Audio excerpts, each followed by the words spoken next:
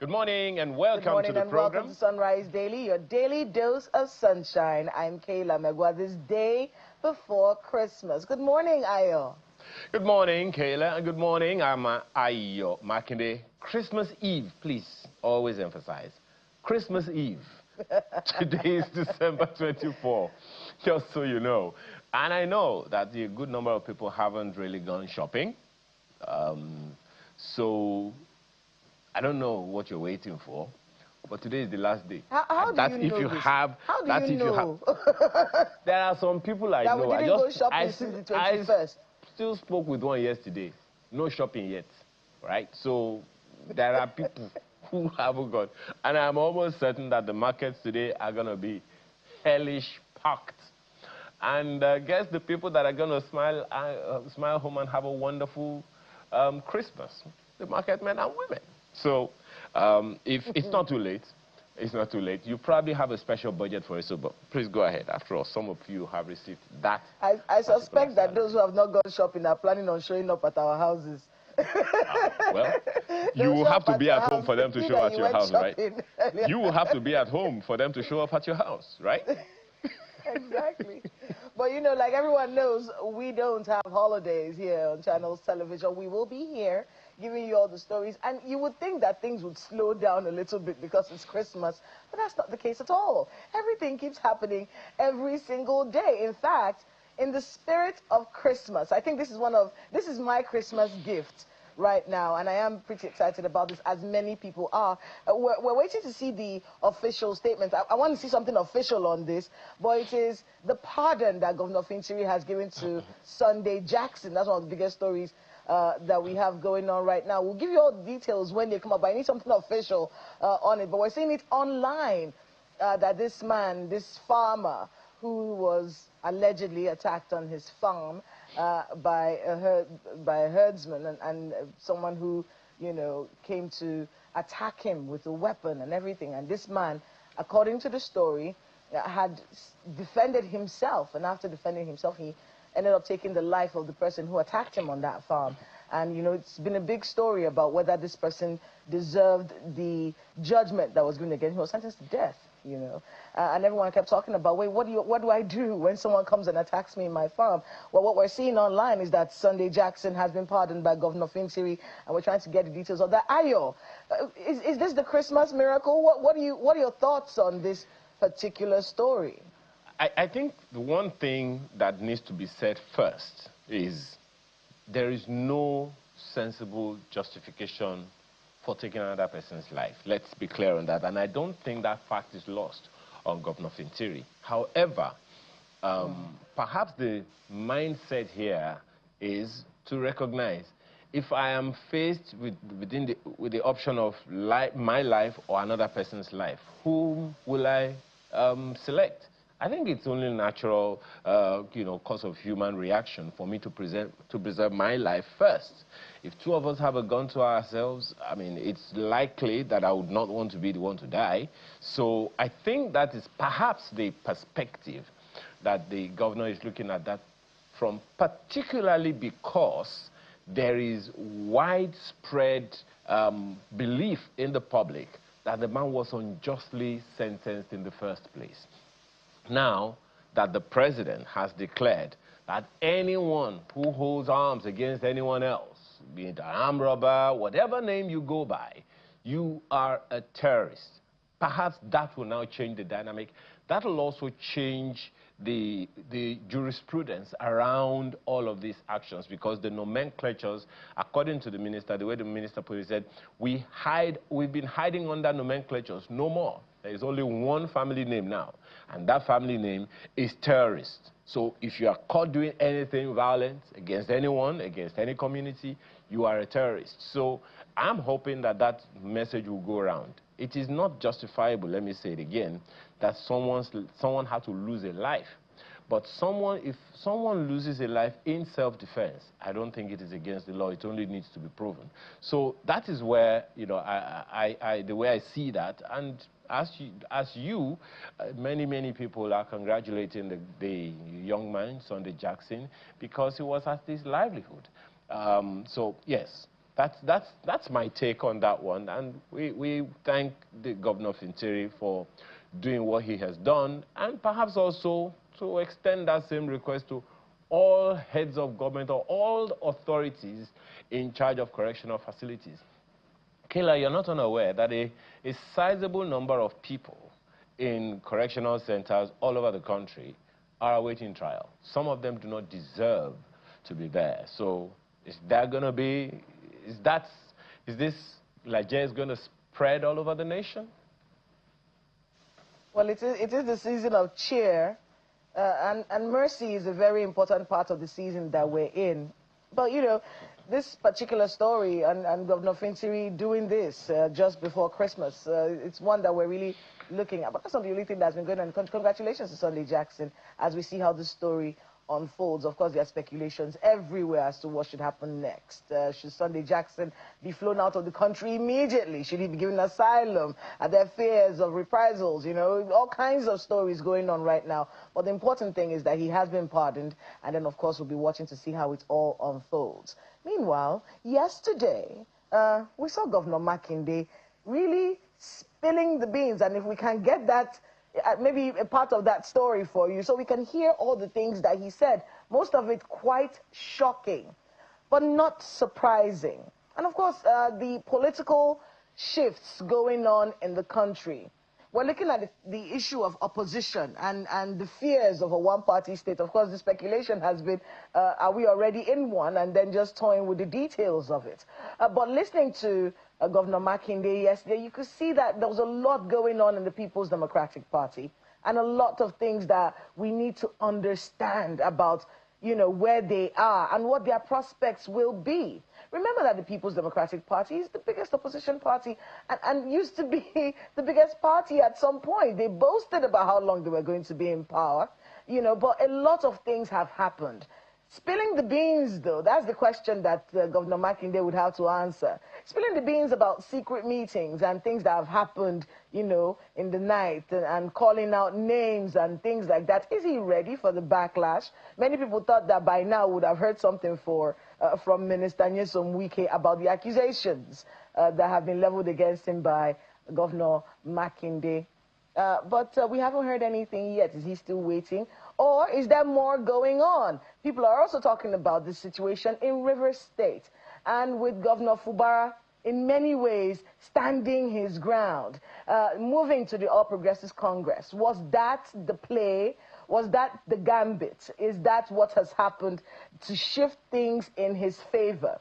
Because what people are now looking at is the fact that a lot of politicians, a lot of people in government are suddenly moving towards Siminalayi Fubara.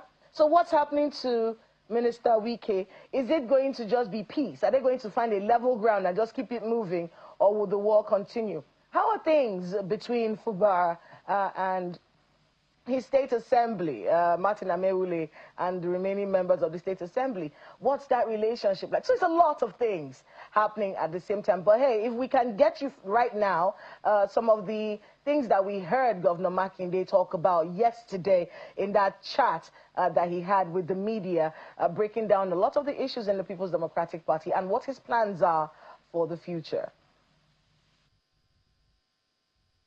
And I will not talk about people will talk about events, but I'll talk about the real issue. The real issue is that Wike would like to support the president for 2027. That's fine. It is within his right to do that. But also some of us that want to, you know, ensure that democracy survives in Nigeria, we don't drift into a one-party state, and we want to ensure that PDP survives. It should also allow us to do our own thing. That is just the issue between me and Wike. And I confided in a mutual friend. So when I was telling our mutual friend, I said, look, maybe he was talking about an errand that the president never sent him. So let's watch, let's engage him. Let's see if he will back off. But he never did. So after he didn't back off, I said, well, now it's time to confront him. Because I told him from that day that I will never be a part of this. And that is why I will not be supporting the president for 2027. Wike can support him, he's within his right, but also it is within my own right to decide within the political space who I will support or what I will do in 2027.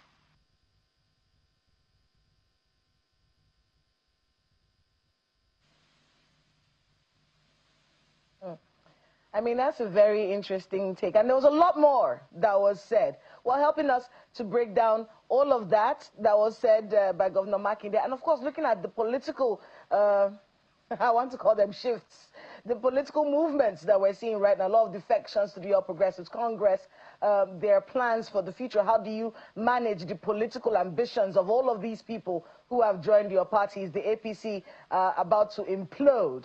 Ayo, you've got this. We have Honorable Farouk, who's an old hand in the All Progressives Congress, talking to us about this. Go ahead, Ayo. Well, you know, there are many questions. You know, for those who are wondering, you may want to go to our YouTube page, Channels Television, to find out all of those details, because there is no doubt about it that there is a lot that happens in the background. And, you know, Kayla, where you are saying, you know, Mr. Governor Makinde spilled the beans. There are so many beans that if they are all spilled, there's going to be a lot of talking, a lot of permutations and all of that is going to happen. But let's begin that conversation, as you said, with Farouk Aliyu, who is a former minority leader, House of Representatives. He joins us from our studio in Kano. Good morning, and thank you for joining us, Mr. Aliyu. Good morning, Kayla. Good morning, all of you there in Lagos and Abuja. You must have listened to some of the comments by Governor Makinde. Which one stands out for you? Well, the shocking revelation that both of them, you know, I think, like the GPI A5, were out to probably destroy their party, you know, and these are things that a lot of Nigerians were suspecting. Now he has spilled the bean, and now everybody knows that there is no hand of APC in this. It's all their machinations. That's what they wanted to do.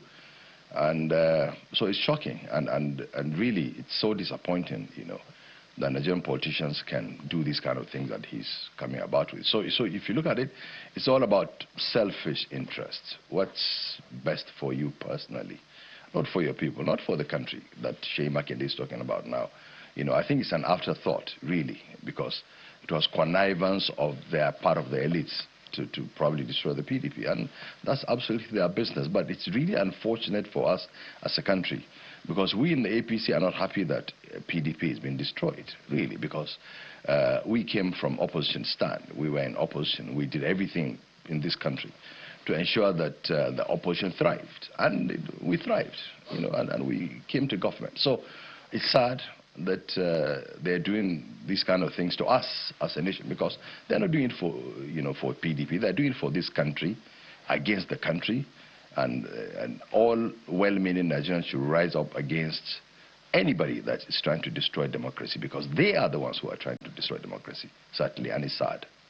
Well, there are those who would, you know, take what you just said now, Mr. Ali, with a pinch of salt, seeing that the president, it was last year, saying that, look, it is to my advantage that your party should not have, that the PDP, and he was talking about the PDP at the time, should not, you know, get their acts together. So when you now say that you are not happy about it, I assume you are talking about the APC, but the president said, look, yeah, if you don't get your acts together, that's to my advantage.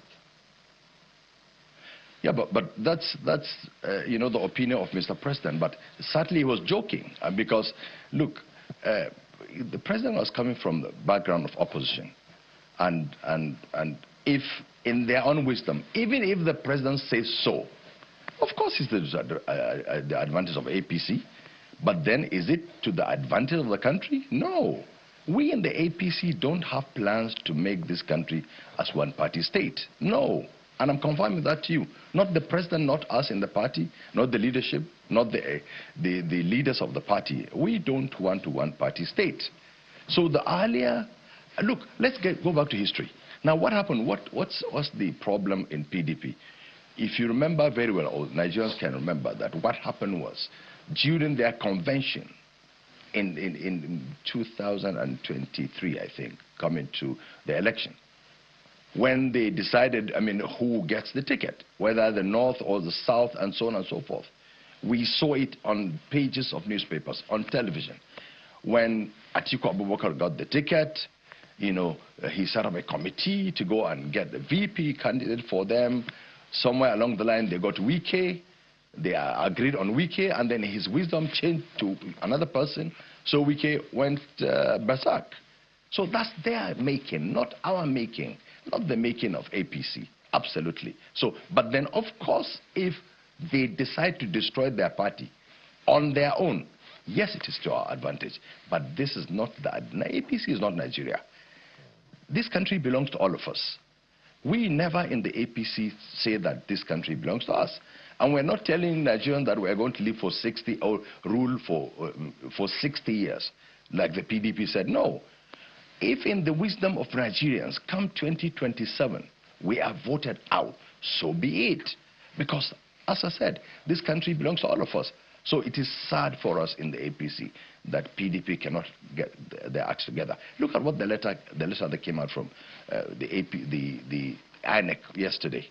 What's our making? What's the making of APC there? They have factions. Remember, Sule Lamido went to court. Remember, other people went to court. So many of them went to court. I know Sule Lamido very well. In fact, he's my uncle. Nobody in this country can convince or connive with Sule Lamido to destroy a PDP. No. So it's not our making. It's their making. And if in their wisdom decide to do these kind of things for the country, it's sad. And I'm confirming to you, it's sad.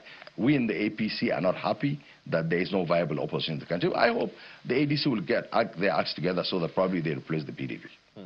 Well, it's interesting that, the perspectives are coming out this way, particularly staying with the conversation around Mr.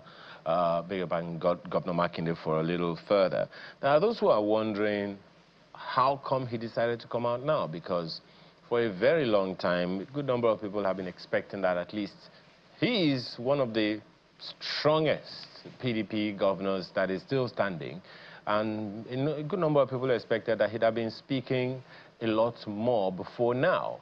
And that now, starting, talking now with a media chat with many people would always allude to a Governor Wike at the time, and even now, Minister, something that he does from time to time, using that same template to, speak to the country. So on the one hand, can you read politically any reason why he is doing the talking now? And then to those who allude to the fact that maybe he just wants to begin to redeem himself, apologizing and all of that one. So what are your thoughts?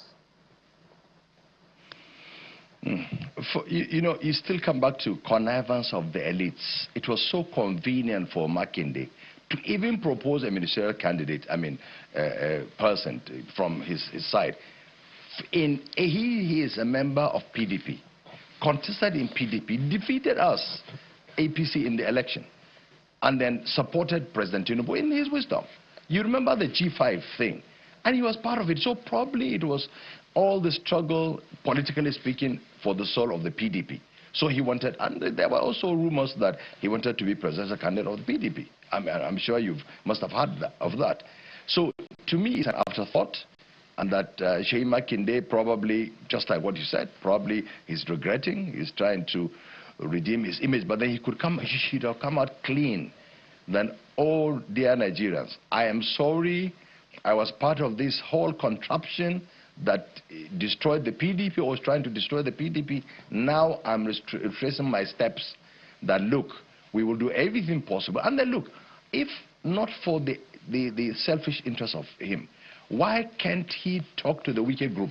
Why can't they agree on themselves? Because look, when they went to INEC, remember, the INEC called them last week trying to see if they could reconcile them. which we thought is not the work of INEC. But still, in the wisdom of INEC, decided to call them together. When they came out of the meeting, the Kabiru faction said one thing, and the other faction was saying another, which means they are simply not interested to fix their party. You know, so Sheyi Makinde, because, and look, what has, if you remember the press conference, he was showing the first contract that he made $1 million. What has that got to do with us in APC? Or what has that got to do with people in this country? He's the governor of Oyo State. He should continue to be governor of Oyo State. And look, I hope someday, one day, they either all of them go to ADC, but the way things are going, if amongst themselves they don't come together to concede, some concession is needed if they truly want democracy in this country to thrive, or the opposition. Some of them need to concede certain things so that the PDP can come back. And honestly, it is sad in this country that PDP looks to be dying. And I hope and I pray the ADC will get their acts together too. And we need a viable opposition, because you need to oppose the government so that the people will get the best of the system.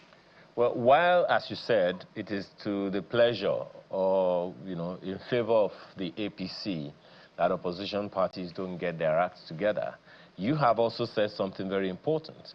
The absence of an opposition party is not very helpful to the democracy we're practicing in Nigeria.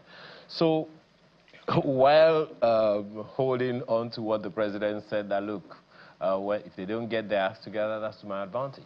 Is there anything you think that a ruling government, the APC, can do to help Nigeria get a stronger opposition party? Well, you see, it is not in the place of APC to make the opposition parties come together. Remember, the APC is a conglomeration of ANPP, CPC, ACN, New PDP, and so on. We came together and formed the APC. So if probably PDP is dying, why can't they go on my advice? Why can't they go and join the ADC? Because look, those in the ADC or in the PDP are respected Nigerians. We respect them. These are people that have contributed in one way or the other for the development of this country. But then we in the APC, is none of our business, absolutely, to make sure they get their acts together. But it is sad, because when we were coming together as APC, some didn't want to come, some came, and so on and so on. So we somehow, somewhere along the line, we conceded. There were so many concessions for us to come together for the betterment of this country. So I call on my brothers and sisters in the PDP and AC and PDP, ADC to act, put their acts together. Probably my advice is PDP should just merge with ADC. We are not afraid of any opposition, because, as I said, this country belongs to all of us.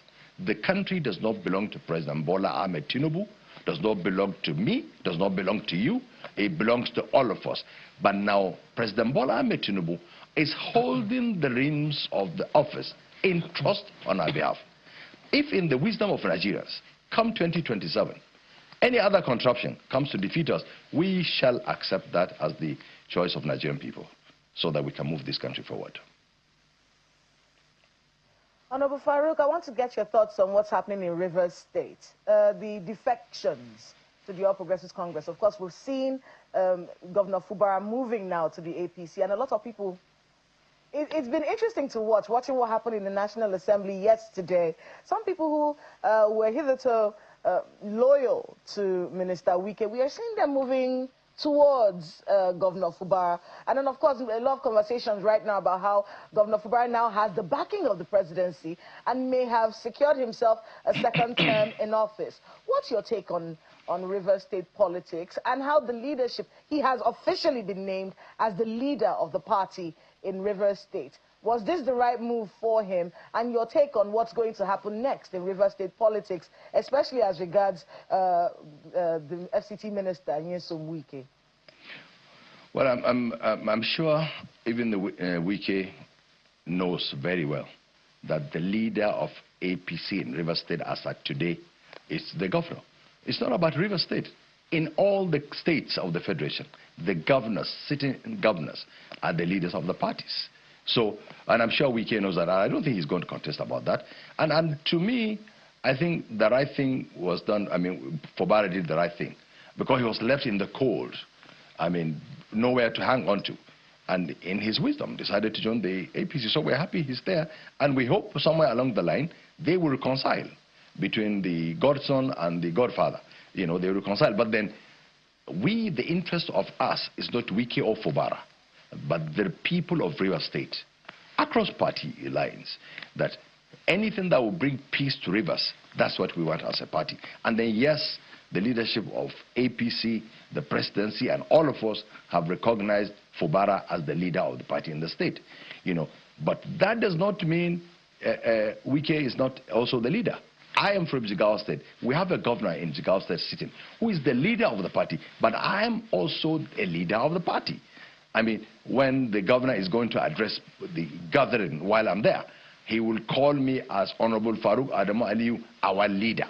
I mean, but that does not mean, truthfully speaking, I am the official leader, because that's the leader, you know, based on age and pedigree and so on and so forth. So I'm sure also in Rivers State, the official leader of the party is Fubara. And I'm sure Wike is not going to contest about that. He knows that. But that does not take the position of him being a leader among other leaders of the party in Rivers State. And also in Nigeria. Because Wike is not just leader of Rivers State, also in Nigeria. That's if he decides to join. If he decides to join APC. The picture you painted. Yeah. Honorable, the picture you painted of you being a leader in Jigawa State, yes, I am. and then the governor being, that's easy because the relationship hasn't been so frosty. You didn't have a state of emergency. No one was trying to impeach the governor. So a lot of things have gone under the bridge that no, but Kayla, you see, now as Rivers State presently constituted, officially in APC we don't know Wike. Wike does not join our meetings, neither in Abuja or in Rivers State. So Wike is not a member of APC.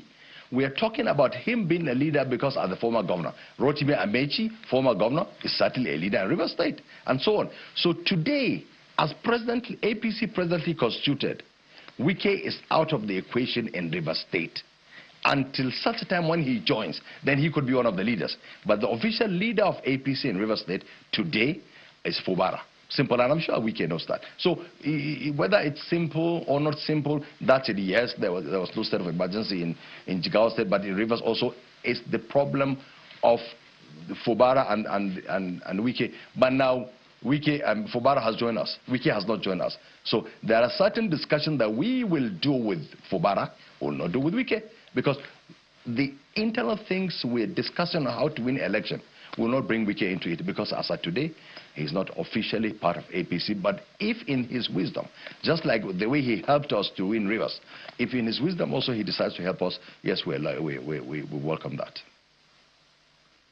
That's a very interesting point of view. I want to get your thoughts on the relationship between the State Assembly, Martin Ameule, and Fubara, and of course other members of that State Assembly. What advice would you have for them? Because some people say that relationship is still very frosty. Well, my advice is for Fubara. Certainly he has to concede so many things to them, because he cannot be the leader without the State Assembly. So he needs to work out whatever. And then we in Abuja too, we're trying to see how we can put them together and work out certain things and so on. And I hope probably someday, somewhere along the line, maybe Wike will join APC. So when he joins APC, probably the situation will be solved once permanently. But as at now, Fubara as the leader of the party, Fubara as the governor should talk to the speaker, members of State Assembly, try to woo them to his side as the leader of the party in our state, in Rivers. And finally, my final question for you this morning is actually away from all of this and onto something that we heard that many members of the, well, we call you people the CPC bloc, but you're very loyal to the late President Muhammadu Buhari. This book that has been written, From Soldier to Statesman, by Dr. Charles Omole, I hope I got his name correctly. This book has been getting a lot of ripples, and there's a rumor out there that people like yourself and other members of that CPC bloc who are loyal to the late former President Muhammadu Buhari are not happy with some of the revelations made by the late president's wife in that particular book. Have you read it, and what are your thoughts on it? No, I've not read it, but I've gotten some synopsis. First of all, I wasn't at the book launch because I didn't believe. The gentleman who wrote the book, I have never seen him. In fact, when I spoke to some of our colleagues who worked much closer with the president officially, some of them said, look, we always spoke to him on phone. We don't know him. So in her wisdom, she decided to do what she did. And I don't want to comment on, publicly. But I have my reservations, which we as the family of the Buhari, we're trying to see how we can put these things behind us. But certainly, we are very sad with certain revelations that there are certain things that, look, should be kept in the family, in each family, because in every family there are certain things that should be kept. And then look, this gentleman is dead, so he's not even there to say whether what they are saying is true or not. So we leave it there. May his soul rest in peace. And then, this life is transient. Those of us that are alive are going to join him also. So I call on Aisha Buhari or whoever, anybody that thinks ill of our leader, our father, to please think that there is tomorrow. They will also die someday. So it's sad. It's really sad. We're not happy that's true. No right-thinking member of the Buhari group should be happy with that book. So I'm officially telling you, yes, we're not happy with the book. That in any way also suggests that the Buhari bloc is not happy with the fact that the president, was there at the book launch. Does that in any way suggest any kind of frosty or cautious relationship with the president? Is the Buhari bloc cautious with the president in the APC? Well, let me tell you, the president never knew the content of the book. 90% of those people sitting at the book launch didn't know the content of the book. I can mention, I don't want to mention names, but they were, this? So look, nobody knew what's on the book. And then look, President Tinubu has done everything for late President Buhari while he was alive and when he died. And then look, I am one of the faces of Buhari in this country, and I am loyal to Tinubu because Tinubu has done everything humanly possible, from working to ensure President Buhari got the ticket in Lagos 2014. I was the returning officer of Buhari that time. I know what Tinubu did that time. And then I know also what Tinubu did to ensure that he got the presidency. And then I know everything, all the steps that Tinubu did. And then you remember when our leader died, what Tinubu did. From the time he became president up to today, Tinubu never traveled for more than 100 kilometers by road. But he did that because of Buhari. He did everything. And then most of us, and not all of us, of course, but most of us in the CPC bloc, still, we have allegiance to our president. And you remember 2 months ago, we led a delegation was led by Al Makura, who is the leader of our bloc, on a courtesy call to Mr. President, where we vouched our loyalty to him and to APC, to his government. And we're happy with the government of APC. And of course, there are some folks who have even moved to ADC in their wisdom. That's correct. But majority of the CPC bloc are still within the APC and loyal to President Bola Ahmed Tinubu. Interesting. One last one on that subject matter. There are those who feel that the North, the entire Northern Bloc, is not particularly happy with the president for one reason or the other. First of all, do you think there is validity in that? Well, I think that is subjective, really. There are, yes, some Northerners who are not happy with President Tinubu. There are Southerners who are not happy with President Tinubu. There are Northerners that are happy with Tinubu, people like us. I'm a Fulani man, through and through. And yes, there are some people who, and whoever is in power, there are people who will not be happy with him. But as at today, majority of the North is not averse with the leadership of Ahmed Tinubu. For those who are not happy, as you put it, do you think it poses any threat to his chances in the 2027 elections? Well, we don't ignore that. We are cautious of that threat from some Northerners and also from some part of the country who are not happy with us. We as a government and also politicians are trying to do everything possible to woo them back Those that are not happy with some steps that were taken, yes, which is also normal, because the government cannot contain everybody. So sometimes people that lose out, they try to complain. So yeah, we understand. Also, they are also right in their thinking that, look, why are we not taking along? But then the offices are not enough for everybody. So some must make sacrifices. I am a shining example of that kind of thing. I mean, I wasn't part of the official government nomenclature of Buhari. I stayed till the end. I'm going to be with Tinubu till the end. I'm not looking for any official position. But whether you get official position or you don't, if you believe in something, we cannot tell, what we told Nigerians, that look, come and join us, come to APC, we are the best choice. Nigerians give that trust in us. Now, all of a sudden, because we're not happy, we shouldn't say, look, that APC is not good. So that brings me to the situation of connivance of the elites. So we, the political elites, most of us, you find out that whenever you lose out, then you start calling for the whole roof to come down.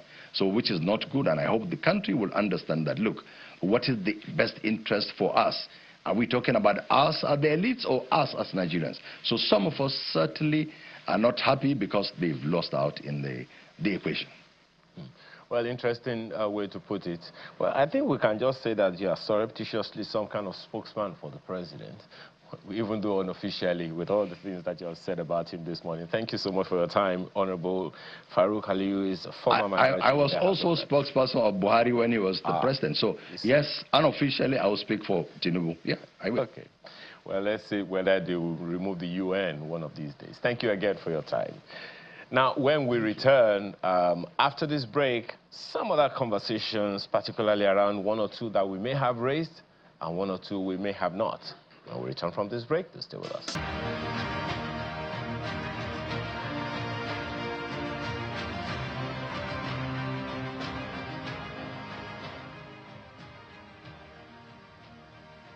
Welcome back to Sunrise Daily, and I have just seen that headline from I think this is the leadership newspaper. Adamawa State Governor Amadu Umar Fintiri granting a pardon to Sunday Jackson, who was sentenced to death. So you can find that on page 6 of the leadership newspaper. And it's one of the biggest stories in the country right now. A lot of people very excited about this. But one person I know who has spoken about this situation. In fact, it started when the Congress, when Congress met on the Christian genocide conversation, and his name, Sunday Jackson's name, came up. I remember our guest talking about it, but let me introduce him. Mr. Laolu Akonde, former presidential aide and presenter of Inside Sources right here on Channels Television, joins us. We'll start off with this story that you've been very passionate about. Thanks so much, Laolu. Thank you so much. Free at last. Yeah. Free at last. We have to celebrate the fact that one major blight against our judicial system, our criminal justice system, has been taken care of, and has been removed. And the person that I want to commend most importantly for this is the Supreme Court Justice Ellen Ogunwumiju, a very bold, courageous, forthright justice who dissented, when this matter came to the Supreme Court, and who just laid it bare that, this is a travesty of justice. So we must commend judges such as Ellen Ogunwumiju for the forthrightness, which gave us the basis to be able to even say this in a legally conforming way. When you have a Supreme Court justice say that, how can you have somebody who was assaulted, who was attacked with a knife, and tried to defend himself, leading to the death of the assailant? How can you have that person in death row?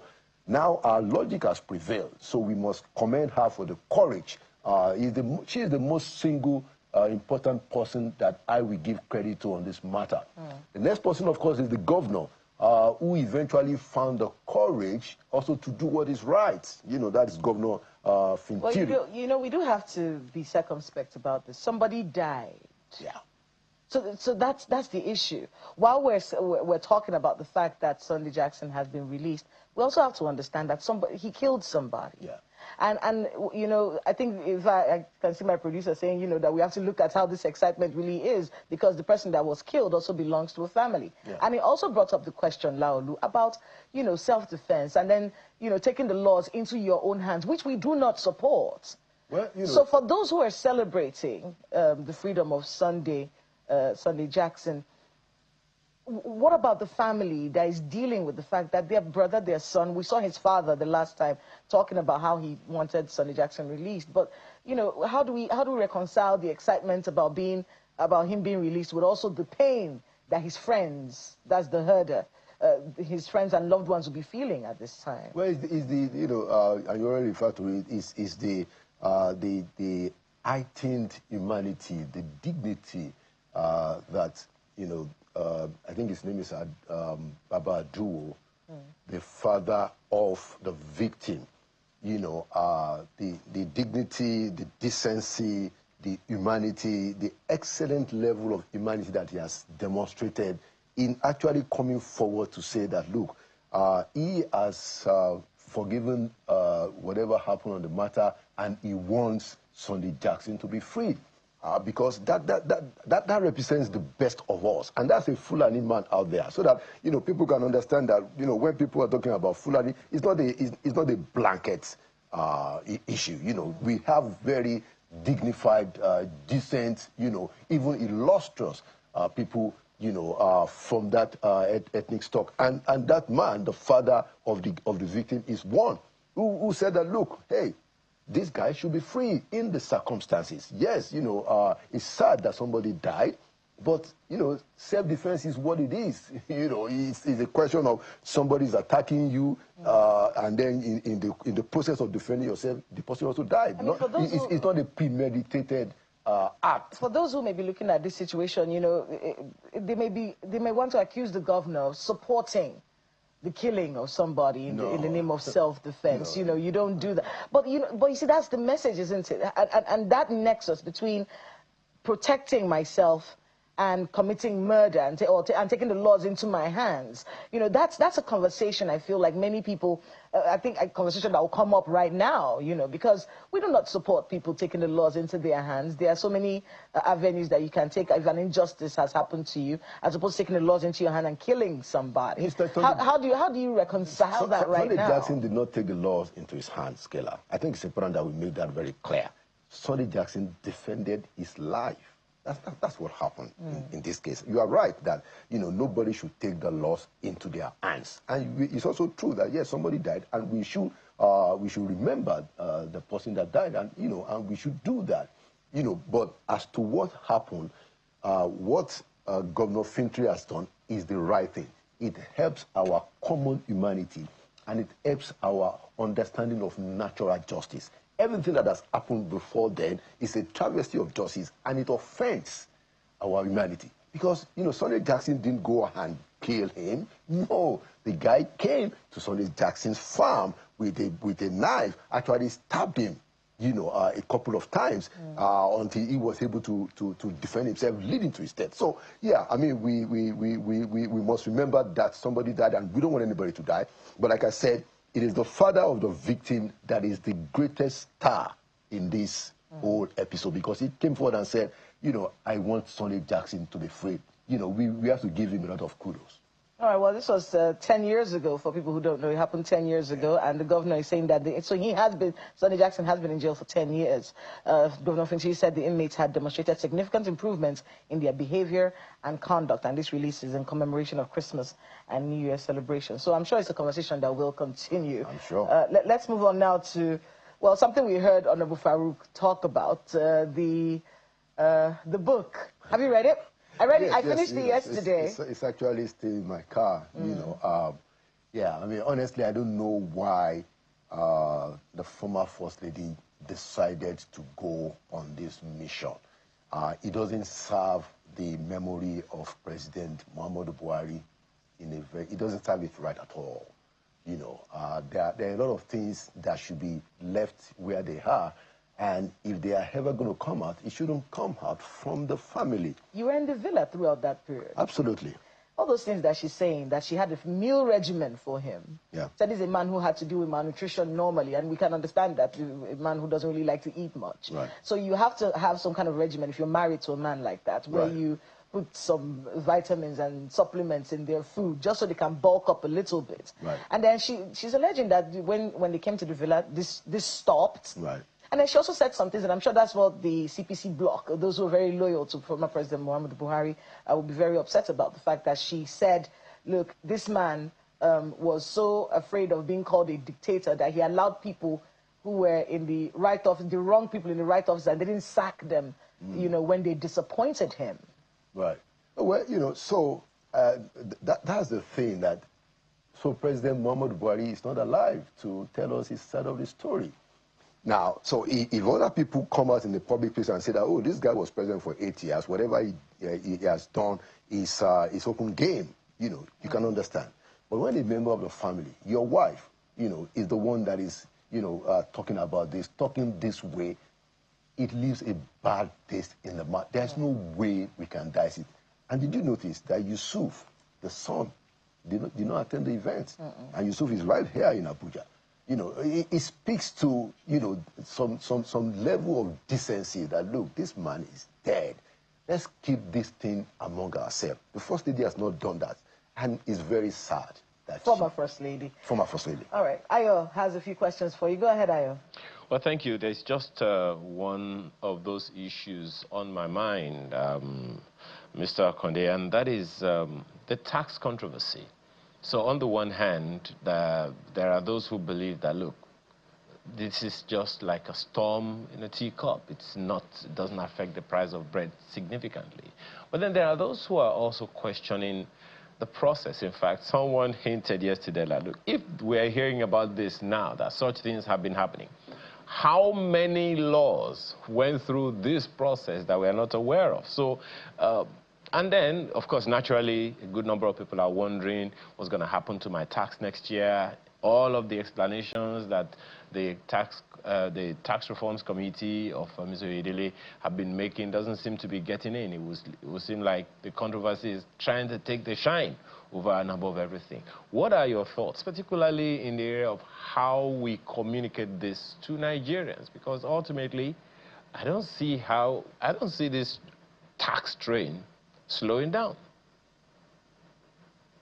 Yeah, well, the first thing I'd like to say is that I like to give kudos to Representative Dasuki, Abdulsamad Dasuki, who flagged this off just so all of us know what is happening. It was Representative Dasuki from Sokoto State who last week stood up in the National Assembly and said that, look, he has discovered that this, the Gazette, you know, is different from the final version. So we must commend that courage and that diligence. Now, the second thing I'd like to say on that is that I am disappointed that neither the Speaker of the House of Representatives nor the President of the Senate has come out after that disclosure to say that this and this and this is what we are going to do about it. Now, Tajuddin Abbas, the Speaker, you know, did say something after Dasuki spoke and said that we will look into it. But since then, we've not had a word from Tajuddin.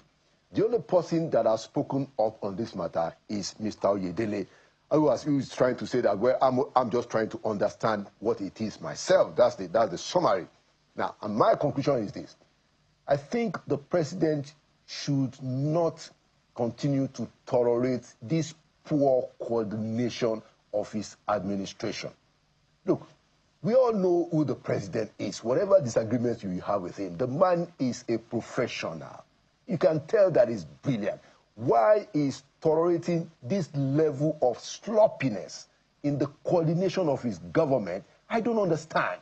I don't understand at all. Why is tolerating this level of abysmal coordination, which is what the problem is. That is what the problem is, the same problem of poor coordination of stuff. That's why you are having all this kind of somebody has gone to gazette something that is different from what the president signed. the Gazette should come immediately from the desk of the president. When the president signs, you know, that is the final copy, and that ought to go straight to the printer of the Gazette. So my own greatest worry is that the president continues to tolerate all this kind of sloppiness, you know, and I hope that it will actually begin to take steps to correct this. This is a problem that I believe can still be corrected. And I don't agree with those who are saying that because of this reason, let us defer the implementation of the reform. This problem can be solved today. It can be solved in 1 hour, and the president should solve it. Mr. We do have to thank you very much for your insights this morning. Nigeria is a very dynamic place. It is. By the time we're here tomorrow, we don't know what would happen. But we'll be definitely ready to talk about it. Mr. Laolu Akonde, former presidential aide and presenter of Inside Sources, right here on Channels Television. Thanks again. On Fridays and Sundays. On Fridays and Sundays. There you go. Plug Shameless it. plug. Well, that's our show this morning. Thank you all very much for making us a part of your morning. The day before Christmas. Whether you're shopping, spending time with family, just going to wine and dine, whatever it is that you're doing, stay safe. I'm Kayla Megwa. Well, when you say that you don't know what's going to happen tomorrow, well, I know what's going to happen tomorrow. It's Christmas. I'm Aya Makide. Enjoy the rest of your day.